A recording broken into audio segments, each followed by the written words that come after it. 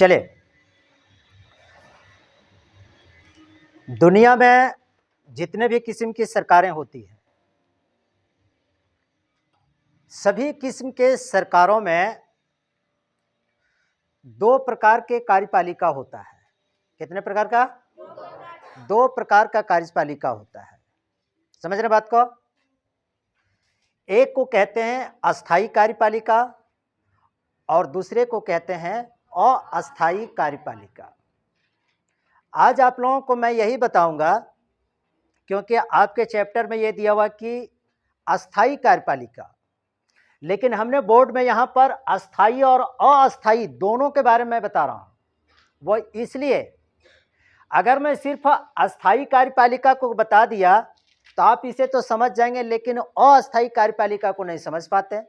और अगर अस्थायी कार्यपालिका को अगर हम बता देते तो शायद आप अस्थायी कार्यपालिका को नहीं समझ पाते। इसलिए इसमें यहाँ पर दोनों को तुलनात्मक रूप से जब बता देंगे ना, तब आपको यह अस्थायी और अस्थायी कार्यपालिका पूरी तरीके से क्लियर हो जाएगा। आप लोगों ने सुना होगा, लेकिन ये होता क्या है इसके बारे में अभी तक आप लोग नहीं समझ पाए हैं। समझ रहे बात को? देखिए, अस्थायी कार्यपालिका या राजनीतिक कार्यपालिका, अस्थायी कार्यपालिका कहिए या तो राजनीतिक कार्यपालिका कहिए, बात एक ही है। ऐसा नहीं कि क्वेश्चंस में आ गया, परीक्षा में सवाल आ गया कि राजनीतिक कार्यपालिका से आप क्या समझते हैं, लेकिन सर ने तो बताया था भाई कि अस्थायी कार्यपालिका। दोनों एक ही है। समझ रहे बात को? अब यहां पर देखिए, अस्थायी कार्यपालिका के अस्थायी कार्यपालिका के अंतर्गत हमने पिछले क्लास में भी बताया था कि संसद के कितने सदन होता है? दो सदन होता है। दो सदन का मतलब कि संसद को दो घर होता है। पहला घर को क्या कहते हैं? लोकसभा कहते हैं, और दूसरे घर को क्या कहते हैं? राज्यसभा कहते हैं। तो संसद के दो सदन होता है, एक लोकसभा होता है, दूसरा राज्यसभा होता है। समझ रहे हैं? हम पहले बता रहे हैं अस्थायी कार्यपालिका के बारे में, ठीक है? उसके बाद बताएंगे इसके बारे में। तो अस्थायी कार्यपालिका के अंतर्गत क्या होता है कि संसद का दो सदन होता है, एक लोकसभा होता है, दूसरा राज्यसभा होता है। हमने पिछले क्लास में बताया कि लोकसभा में कुल कितने सीटें होती है? 543, और दो इसमें दो एंग्लो इंडियन को इसमें मनोनीत किया जाता है। समझ रहे बात को? तो कुल मिलाकर के कितना हो जाता है? 545 सीटें हो जाती है, ठीक है? और ये जो राज्यसभा जो होता है, तो राज्यसभा जो राज्यसभा के सदस्यों का चुनाव कौन करता है? तो राज्यसभा के सदस्यों का चुनाव राज्यों के विधानसभा के सदस्य के लोग इसका चुनाव करते हैं। समझ रहे बात को? तो यहां पर हमको यहां पर यह देखना है कि जब संसद के जब दो सदन होता है, एक लोकसभा और राज्यसभा, समझ रहे बात को? और राज्यसभा इसमें 545 सीटें, और इसमें अधिकतम जो होता है इसे 250 सीटें इसमें क्या होती है? अधिकतम सीटें होती है। खैर, इसके बारे में हम बात नहीं करेंगे, लेकिन हमको इसके बारे में बात करेंगे कि लोकसभा का जो सदस्य जो होता है, लोकसभा के सदस्य किसके द्वारा चुना जाता है? लोकसभा के सदस्य किसके द्वारा चुना जाता है? जब आदमी हो तुम लोग यार। पार्लियामेंट का सदस्य किसके द्वारा चुना जाता है? पिछले क्लास में हमने बताया था कि लोकसभा के जितने भी सदस्य होते हैं कि एमपी जिसको कहते हैं member of parliament, member of parliament का चुनाव कौन करता है? आम जनता लोग करता है ना। तो मेंबर ऑफ पार्लियामेंट का चुनाव कौन करता है? यहां पर आम जनता लोग वोट देकर के हम लोग मेंबर ऑफ पार्लियामेंट अर्थात लोकसभा के सदस्यों का हम लोग चुनाव करते हैं। तो इसका चुनाव कौन करता है? आम जनता करता है। और इसका कार्यकाल कितना होता है? 5 वर्ष का होता है। यहां तक बात समझ में आ गई? जो कि पिछले क्लास में भी हमने बताया था, इसका कार्यकाल होता है मात्र 5 वर्ष। अब इसमें देखिए कि प्रत्येक 5 वर्ष में चुनाव होता है कि नहीं? ये 2024 में अप्रैल मई में फिर से हमारे देश में चुनाव होने जा रहा है, ठीक है? फिर से नए सारे सांसद सदस्य चुने जाएंगे, कुछ लोग पुराने संसद भी चुन लिए जाएंगे। समझ रहे हैं बात को? खैर, वो अलग बात है, लेकिन सभी सदस्यों का कार्यकाल कितना होता है? 5 वर्ष होता है। और 5 वर्ष होता है, और जब चुनाव जब हो जाता है तो इसी में जिस पार्टी को 545 सीटों में से जिस पार्टी को सबसे ज्यादा सीटें मिलती है, जनता जिसको सबसे ज्यादा सीट, सबसे ज्यादा मेंबर ऑफ पार्लियामेंट चुन करके दे देती है जिस पार्टी को, और उसी पार्टी के एक मुखिया को, उस पार्टी के एक जितने भी सांसद सदस्य होते हैं उन सभी सांसद सदस्यों में से उसी के दल के एक नेता को प्रधानमंत्री नियुक्त किया जाता है। समझ रहे बात को? प्रधानमंत्री नियुक्त किया जाता है, समझ रहे ना? तो प्रधानमंत्री भी नियुक्त किया जाता है, तो इसका भी कार्यकाल कितना होता है? मात्र 5 वर्ष होता है। और फिर अब जब प्रधानमंत्री जब चुन लिया जाता है, तो प्रधानमंत्री जब चुन लेने के बाद क्या होता है कि प्रधानमंत्री अपना मंत्रिमंडल का या मंत्रिपरिषद का विस्तार करता है। तो मंत्रिपरिषद का विस्तार करता है, तो इसका भी कार्यकाल कितना होता है? 5 ही वर्ष होता है। बात समझ में आ गई ना? चाहे वो सामान्य रूप से सांसद सदस्य हो, या तो फिर वह प्रधानमंत्री हो, या तो फिर मंत्रिपरिषद का कोई भी सदस्य हो, सभी का कार्यकाल कितना होता है? मात्र 5 वर्ष होता है। बात समझ में आ गई? और इसमें देखिए, वास्तविक कार्यपालिका एक बात आती है कि वास्तविक कार्यपालिका, कोई अगर कह दे कि वास्तविक कार्यपालिका किसको कहते हैं, ठीक है, यहां पर तो बता रहे हैं कि अस्थायी कार्यपालिका और अस्थायी कार्यपालिका, लेकिन यहां पर अगर कोई कह दे कि नहीं वास्तविक कार्यपालिका क्या चीज होता है, किसको कहते हैं वास्तविक कार्यपालिका, तो समझ लीजिए वास्तविक कार्यपालिका जो प्रधानमंत्री होता है और प्रधानमंत्री के जितने भी मंत्री परिषद में जितने भी सदस्य लोग शामिल होता है, उसी को कहते हैं वास्तविक कार्यपालिका। क्या कहते हैं? वास्तविक कार्यपालिका कहते हैं। अब कोई कह दे कि वास्तविक कार्यपालिका में कौन कौन शामिल होता है? प्रधानमंत्री और उसके मंत्री परिषद उसमें शामिल होता है, तो उसको क्या कहते हैं? वास्तविक कार्यपालिका कहते हैं। समझ रहे बात को? वास्तविक कार्यपालिका और सभी का कार्यकाल मात्र 5 वर्ष के लिए होता है। और ये वास्तविक कार्यपालिका का मतलब क्या होता है, इसके बारे में समझ लीजिए। वास्तविक कार्यपालिका का मतलब होता है कि देश पर शासन चलाने का, देश पर कानून बनाने का, नियमों को लागू करने का, पॉलिसियों को बनाने का जो सबसे बड़ा जो अधिकार जो होता है वो किस संगठन के पास होता है? बस यही प्रधानमंत्री और उसके मंत्रिपरिषद के पास होता है। अर्थात वास्तविक कार्य करने की जो शक्ति होती है, निर्णय लेने की जो शक्ति होती है, वह पीएम और उसके मंत्रिपरिषद के पास होता है। इसीलिए इसको कहते हैं वास्तविक कार्यपालिका। क्या कहते हैं? वास्तविक कार्यपालिका कहा जाता है। समझ में आ गई ना बात? तो ये वास्तविक कार्यपालिका होती है। यहां तक बात आपको समझ में आ गई। लेकिन अब यहां पर दूसरी बात आ जाती है कि आखिर इसको अस्थायी कार्यपालिका क्यों कहते हैं? अस्थायी कार्यपालिका क्यों कहते हैं? अस्थायी नहीं, परमानेंट नहीं, अस्थायी कार्यपालिका आखिर इसको क्यों कहते हैं? तो इसलिए कहते हैं कि अभी हमने जितना भी बताया कि लोकसभा का चाहे सदस्य हो, चाहे फिर वह पीएम हो, या तो फिर पीएम के जितने भी मंत्री परिषद में जितने भी लोग जो शामिल होते हैं, सबका कार्यकाल मात्र 5 वर्ष ही होता है। 5 वर्ष का कार्यकाल समाप्त हो जाने के बाद फिर से चुनाव होता है। तो लोकसभा भंग हो गया, लोकसभा में ब्रेकअप आ गया, लोकसभा भंग हो गया। जब नया चुनाव होगा तब फिर से नए लोकसभा के सदस्य लोग चुने जाएंगे, नए प्रधानमंत्री चुने जाएंगे, नए मंत्री परिषद के लोग सदस्य चुने जाएंगे। तो ये पर क्या हो गया? अस्थायी है कि अस्थायी है? अस्थायी है। प्रत्येक 5 वर्ष में एक बार चुनाव होना अनिवार्य होता है। और जब चुनाव हो जाता है तो इसका मतलब क्या होता है कि जब तक चुनाव चलता रहता है, जब तक नई सरकार चुन करके नहीं आ जाती है, तब तक क्या होता है कि लोकसभा भंग रहता है। जब चुनाव हो जाता है तो फिर से लोकसभा की कार्रवाई शुरू हो जाती है। तो इसका मतलब ये परमानेंट नहीं है, ये 5 वर्ष के बाद इसका कार्यकाल समाप्त हो जाता है। बात समझ में आ गई ना सबको? इसीलिए इसको कहते हैं अस्थायी कार्यपालिका। समझ गया जी?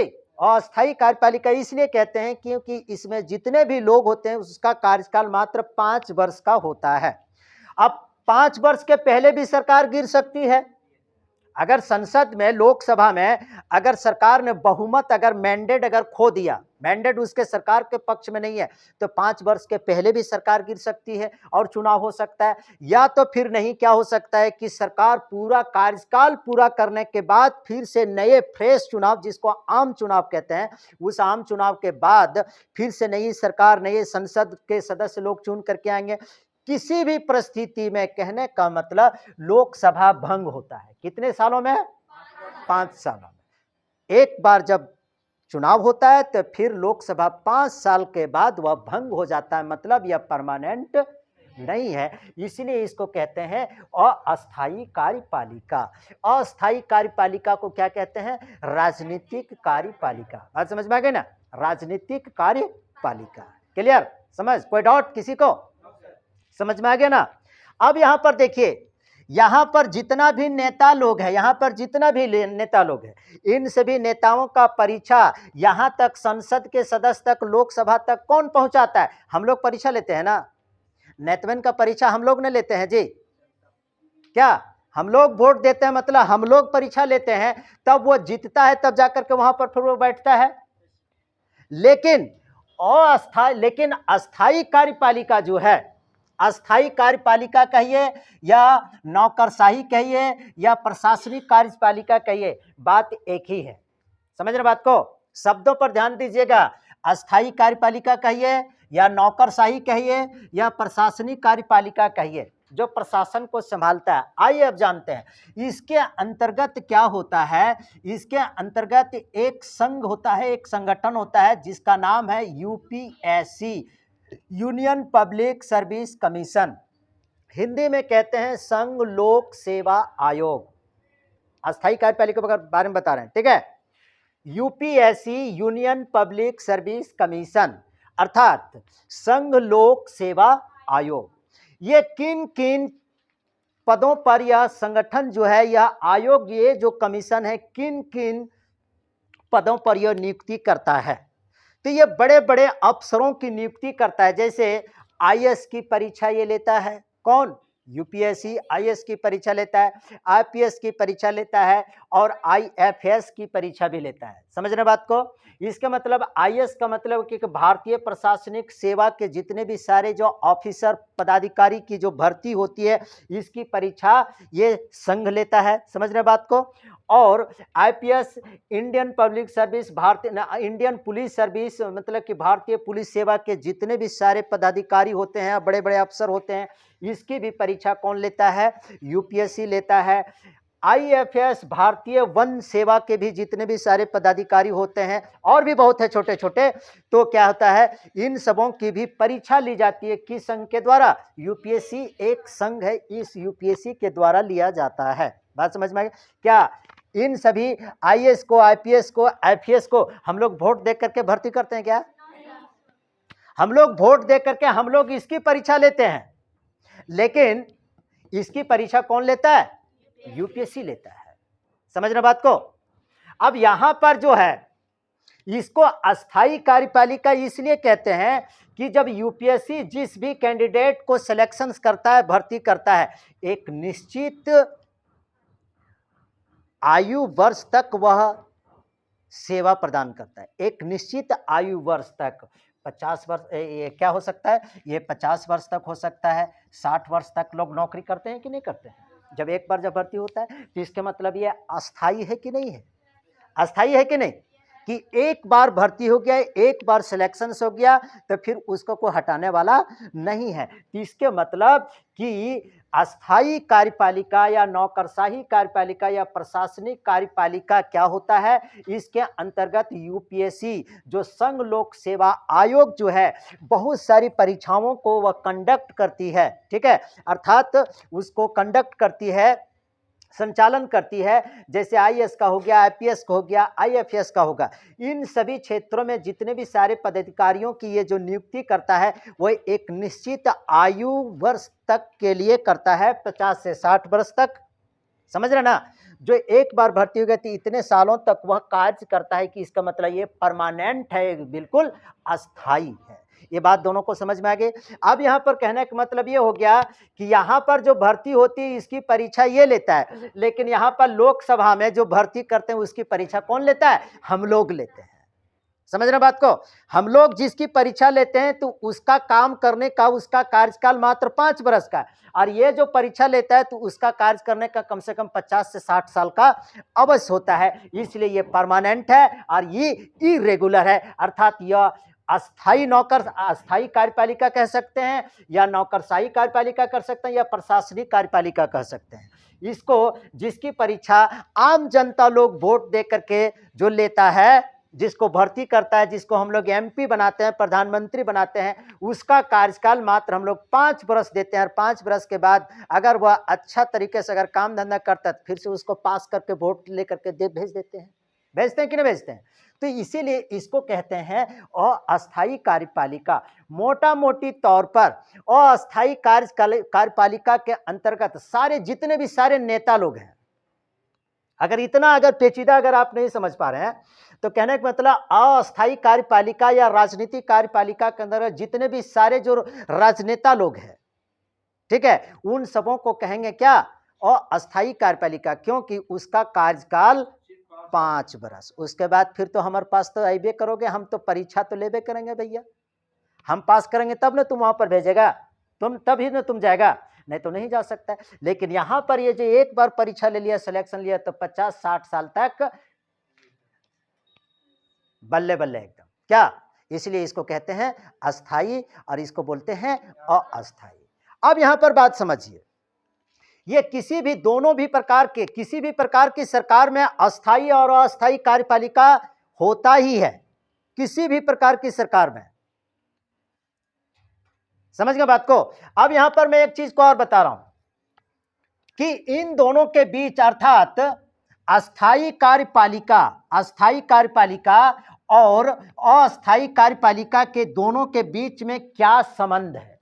क्या संबंध क्या है? क्या क्या क्या दोनों के बीच में क्या संबंध है? संबंध क्या है? समझ रहे बात को? सरकार को इसको भी रखना पड़ता है और इसको भी इसकी जरूरत है। अस्थाई कार्यपालिका भी इस पर निर्भर करता है और अस्थाई कार्यपालिका भी इस पर निर्भर करता है। इन दोनों के बीच में संबंध है क्या? इस बात को समझिए। मान लीजिए हमारे देश में नेताओं को चुनने का तो कोई एजुकेशनल क्वालिफिकेशंस तो निर्धारित नहीं है। कोई अंगूठा छाप भी लोग जीत जाता है, कोई बढ़िया तरीके से बोलने भी नहीं जाता है तो वो भी जीत जाता है। जीत जाता है कि नहीं जीत जाता है? लेकिन यहां पर भर्ती होने के लिए एक निश्चित क्वालिफिकेशंस की, एक निश्चित योग्यता की आवश्यकता है। लेकिन यहां पर नेता बनने के लिए कोई एजुकेशनल क्वालिफिकेशंस, कोई एकेडमिक क्वालिफिकेशंस निश्चित नहीं है। इसमें कोई भी चुनाव लड़ सकता है, चुनाव जीत सकता है। बात समझ में आ गई?